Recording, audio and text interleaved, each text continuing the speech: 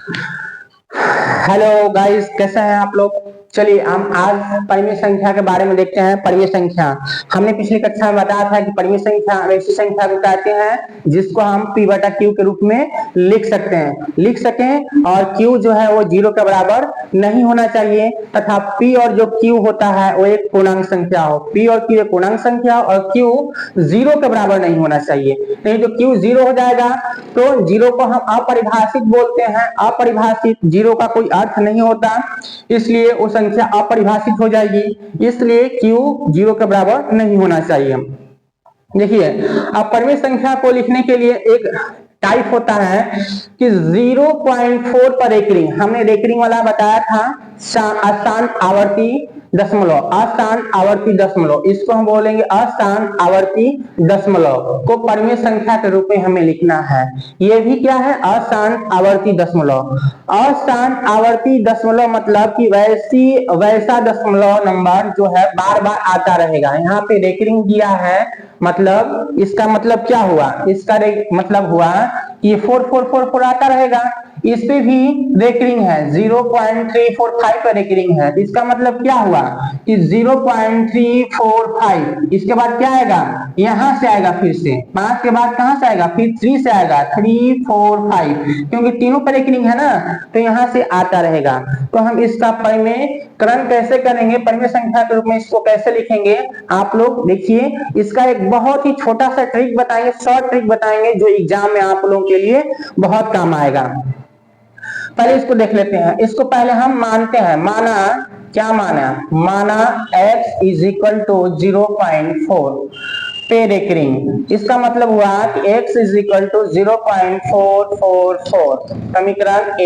समीकरण एक। आप देखो, दशमलव के बाद यहाँ पे एक अंक है। दशमलव के बाद क्या अंक है, एक अंक है, तो हम 10 से गुना करेंगे। ठीक है, समीकरण एक में 10 से गुना करने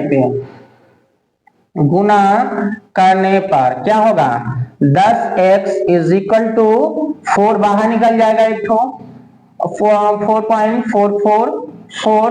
ठीक है, हमने गुना करने का ट्रिक बताया था, गुना कैसे किया जाता है दशमलव का। ठीक है, मैं वीडियो में बता चुका हूं। अब आइए हम देखते हैं, ये समीकरण 2 आया। आप क्या करेंगे, समीकरण 2 को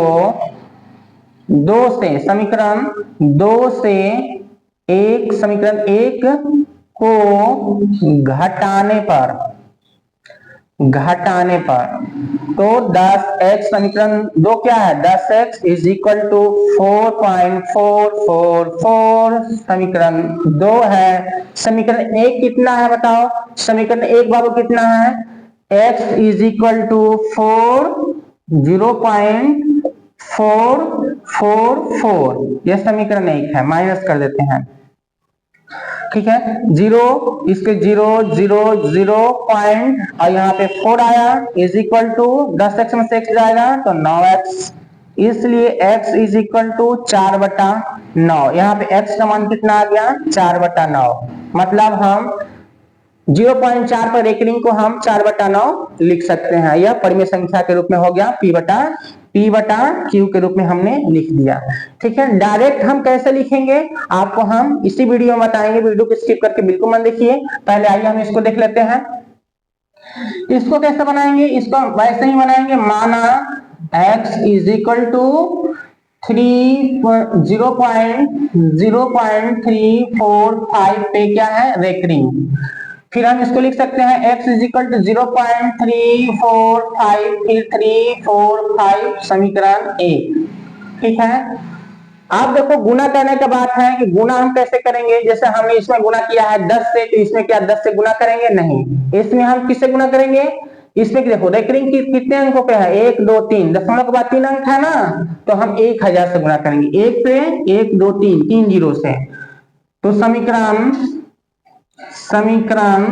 1 में 1000 से गुना करने पर क्या होगा 1000 x 1000 x is equal to 1000 में जब इसमें 1000 से गुना कीजिएगा तो 1 2 3 अंक, क्योंकि 1 2 3 जीरो है तो 3 अंक बाहर निकल जाएगा। 345.345345 आता रहेगा समीकरण 2। ये समीकरण 2 हुआ। अब समीकरण 2 से 1 को क्या है घटाने पर, समझ में आ रहा है, घटाने पर ये समीकरण 2 है, इसमें से हम समीकरण 1 को घटाएंगे तो 1000 x में से 345.345345 समीकरण 2 और समीकरण 1 क्या है, x इज इक्वल टू 0.345345 समीकरण 1 आप घटा दीजिए। माइनस का चिन्ह पहले हम चिन्ह बदल लीजिए, चिन्ह बदल के घटाते हैं तो चिन्ह चेंज हो गया। अब हम घटाएंगे 0 0 0 ये सब जीरो हो जाएगा, ये भी सब जीरो हो जाएगा। अब यहाँ पे क्या होगा 5 में से 0 जाएगा तो 5 ही बचेगा, फिर 4 फिर 3, ठीक है 0 माइनस करेंगे तो उतना ही आएगा 345। अब देखो यहाँ पे x के आगे क्या है, कुछ नहीं है तो 1 है, 1000 में से 1 जब जाएगा 1000 में से हम जब 1 को माइनस करेंगे तो 999 बचेगा, 999x तो x इज इक्वल टू 345/999। ठीक है, देखो दोनों क्वेश्चंस को देखो, दोनों क्वेश्चंस में आपको क्या आंसर दिख रहा है, ये भी p बटा q के रूप में हो गया, p बटा q के रूप में हो गया मतलब परिमेय संख्या के रूप में हमने लिख दिया।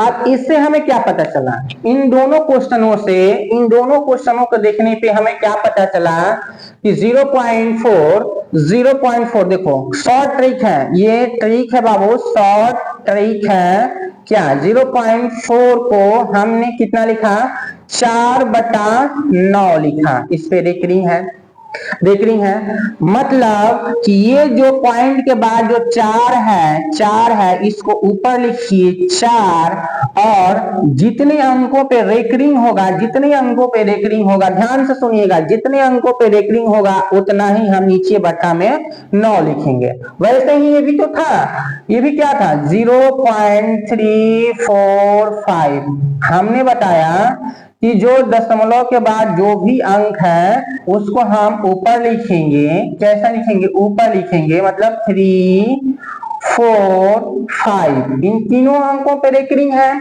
तो हमने तीनों अंकों को ऊपर लिखा बटा दिया और जितने अंकों पे रेकरिंग है 1 2 3 अंक पे रेकरिंग है तो हम 3 को 9 लिख देंगे, यही तो हमारा भी आंसर आया जैसे ये आया है। तो ये है शॉर्ट ट्रिक, 1 नंबर का क्वेश्चन जब आएगा टिक लगाने के लिए तो आप लोग ऐसे बनाइएगा, लेकिन जब आएगा तो परिमेय संख्या के रूप में व्यक्त कीजिए, दिखाइए हमें, दर्शाइए, सिद्ध कीजिए, तो आप लोग ऐसे बनाएंगे सिद्ध करने वाला क्वेश्चन। और ऐसे जब 1 नंबर का क्वेश्चन आएगा तो आप लोग ऐसे बनाएंगे। इसी में 2 तरह के क्वेश्चन है, ये टाइप 1 है, टाइप 2 हम अगले वीडियो में बताएंगे। तो अगले वीडियो के लिए कैसे क्या करेंगे, आप लोग सब्सक्राइब कर लीजिए, फॉलो कर लीजिए और शेयर कीजिए ताकि अगला वीडियो जब मैं डालूं तो आपके मोबाइल पे सही समय से पहुंच सके और आप लोग देख सकें। ठीक है बच्चों, thank you all of you.